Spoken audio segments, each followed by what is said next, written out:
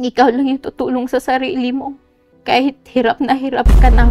Ako po si Mary Jean Ilardo, 28 years old. Andito sa Hong Kong nagtatrabaho bilang isang domestic helper.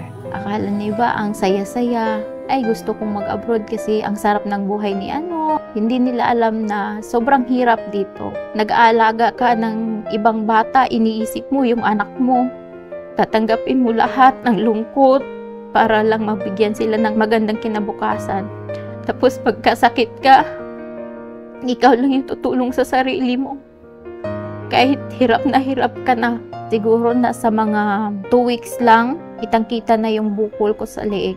Pinilit ko pa rin na makaalis ng Pilipinas. Kahit iniinda ko yung sakit, yung hirap, stress, pagod sa trabaho. Hanggang sa umabot sa time na tinatago ko siya sa amo ko. At ang ginawa ko is nag-scroll ako sa Facebook. Nag-research ng about Salveyo. Nag-inquire ako kung anong effect ng Salveyo, anong kayang gamutin ng Salveyo. Sa pag-inom ko ng Salveyo, after 2 weeks, lumiit na yung bukol ko. Sobrang saya ko at ng pamilya ko dahil ang gaan sa pakiramdam, saka nakakapagtrabaho na ako ng maayos. Ang sarap lang sa pakiramdam na ang laking tulong ng Salveyo na bigyan ako ng pag-asa na ipagpatuloy ang pangarap ko para sa mga anak ko.